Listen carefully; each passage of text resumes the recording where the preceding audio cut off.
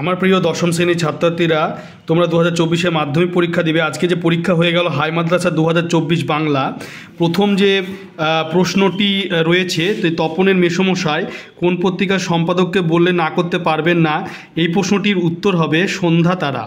এরপর নেক্সট যে কোশ্চেন হচ্ছে, তেয়ারি ঘরে ছিল না, সে কোথায় গিয়েছিল, এটা হবে বর্মা নাচ দেখতে ফয়ায় গিয়েছিল। তারপর নেক্সট যে প্রশ্ন হচ্ছে, নদের চাঁদের বয়স কত, এই প্রশ্নটির উত্তর হবে 30।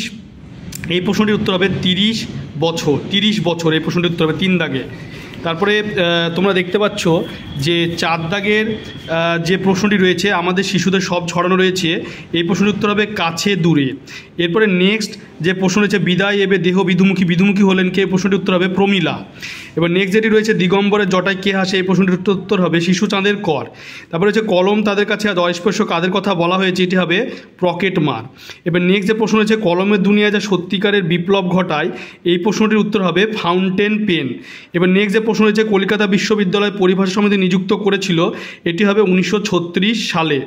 এরপরে নেক্সট যে প্রশ্নটি এখানে এসেছে, এ পুঁথি যেন কেউ চুরি করার চেষ্টা না করে রেখাঙ্কিত পদটি, এই প্রশ্নটির উত্তর হবে কর্মকারক।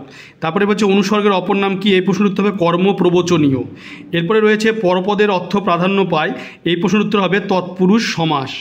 এরপরে প্রশ্ন রয়েছে, পরমাত্মা আপনার কল্যাণ করুন রেখাঙ্কিত পদটি ব্যাসবাক্য, এই প্রশ্নটির উত্তর হবে পরম যে আত্মা। এরপরে রয়েছে সন্ন্যাসী হাসলেন আর চলে গেলেন, গঠনগতভাবে বাক্যটি, এই প্রশ্নের উত্তর হবে যৌগিক বাক্য। এরপরে রয়েছে বাক্যের যোগ্যতা বলতে বোঝায়, এই প্রশ্নটির উত্তর হবে পদ বা পদসমষ্টির সঙ্গত অর্থ ভাব প্রকাশ। এরপরে যে নেক্সট প্রশ্ন রয়েছে, সেটি হলো একটি ভাববাচ্যের উদাহরণ, এটি হবে আমার বাড়ি যাওয়া হলো না। এরপরে রয়েছে তোরা সব জয়ধ্বনি করে, এটি কোন বাচ্যের উদাহরণ, এই প্রশ্নটির উত্তর হবে কর্তৃবাচ্য। এরপরে যে 2 দাগে যে 1 নম্বরে যে 19টি প্রশ্ন আছে, তোমরা দেখে নাও। প্রথমে তোমরা দেখতে পাচ্ছ যে এখানে প্রশ্নগুলি দেখতে পাচ্ছ, আস্তে আস্তে আমি দেখাচ্ছি, তোমরা দেখে নাও। এখান থেকে প্রশ্ন এসেছে, এখানে দেখতে পাচ্ছ গদ্য থেকে প্রথমে 4টি, তারপর তোমরা দেখতে পাচ্ছ পদ্য থেকে 4টি প্রশ্ন এসেছে, তোমরা দেখতে পাচ্ছ, আস্তে আস্তে আমি দেখাচ্ছি তোমাদেরকে, তোমরা দেখে নিবে। পদ্য থেকে 4টি। এরপরে তোমরা 2.3 দাগে দেখতে পাচ্ছ যে হারিজা কালিকলম বা বাংলা ভাষায় যে বিজ্ঞান চর্চা, সেখান থেকে প্রশ্ন এসেছে।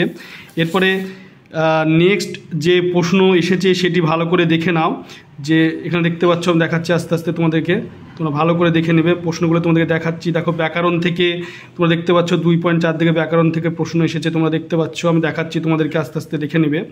এরপর তোমরা দেখতে পাচ্ছ যে 3 দাগে যে প্রশ্ন এসেছে, 3 নম্বরে যে প্রশ্ন গদ্য থেকে এবং পদ্য থেকে আসে, তোমরা দেখতে পাচ্ছ 3 নম্বরে, ভালো করে দেখে নাও তোমরা। এরপরে নেক্সট যে প্রশ্ন রয়েছে সেটি ভালো করে দেখে নাও, তোমরা 4 দাগে দেখতে পাচ্ছ, 4 দাগে প্রশ্ন হরিদা, যে তোমরা দেখতে পাচ্ছ বাবুটির স্বাস্থ্য গেছে, দেখতে পাচ্ছ সব্যসাচী এবং বহুরূপী থেকে এসেছে 5 নম্বরের প্রশ্ন। এরপর দেখতে পাচ্ছ পদ্য থেকে এসেছে আয়ারও বেঁধে বেঁধে থাকি এবং তথাকন্যা থাকে সর্বক্ষণ 5 নম্বরে। এরপরে হারিয়ে যাওয়া কালিকলম এবং বাংলা ভাষায় বিজ্ঞান চর্চা থেকে প্রশ্ন দেখতে পাচ্ছ তোমরা। এরপর তোমরা দেখতে পাচ্ছ 7 দাগে তোমরা দেখতে পাচ্ছ এই পত্র সম্বন্ধে সিরাজদৌল্লা নাটক থেকে প্রশ্ন এসেছে। এরপর 8 দাগে তোমরা দেখতে পাচ্ছ ক্ষিতিসিংহ এবং হচ্ছে খাওয়ায় আমার লোভ নেই, দেখতে পাচ্ছ বিষ্ণুধর চরিত্র তোমরা দেখতে পাচ্ছ। এরপরে তোমরা দেখতে পাচ্ছ 8.3 দাগে প্রশ্ন তোমরা দেখতে পাচ্ছ কোনি থেকে 3 দাগে। এবার দেখে নাও আস্তে আস্তে, তোমরা দেখতে পাচ্ছ 9 দাগে তোমরা দেখতে পাচ্ছ 10 নম্বরের রচনা এসেছে প্রবন্ধ, দেখবে আমার রচনা সাজেশান থেকে রচনা কমন এসেছে। এবার দেখতে পাচ্ছ যে বাংলায় গদ্যে বঙ্গানুবাদ এসেছে student life is the stage of preparation for future, ভবিষ্যতে মানে ছাত্র জীবন হলো ভবিষ্যৎ গড়ার মানে ভবিষ্যতের মানে প্রস্তুতির প্রথম ধাপ। This is the most important period of life, যেটা হলো জীবনের সবথেকে গুরুত্বপূর্ণ একটা অধ্যায় বা একটা সময়। এই স্টুডেন্ট ইজ ইয়ং টুডে, আজকে একজন ছাত্র কিন্তু খুব যুবক বা কম বয়সের ছেলে, but he will B a man tomorrow, কিন্তু আগামীকাল সে একজন পরিণত বয়সের লোকে পরিণত হবে। এরপর দেখতে পাচ্ছ রক্তদানের উপযোগিতা বিষয়ে কাল্পনিক সংলাপ এবং তোমাদের মাদ্রাসায় এটি একটা প্রতিবেদন এসেছে। তোমরা অবশ্যই চ্যানেলটিকে সাবস্ক্রাইব করবে এবং সাবস্ক্রাইব পাশে থাকা বেল আইকনটি প্রেস করবে এবং পরবর্তী ভিডিও পাওয়ার জন্য তোমরা অবশ্যই সাবস্ক্রাইবের পাশে থাকা বেল আইকনটি তোমরা প্রেস করবে।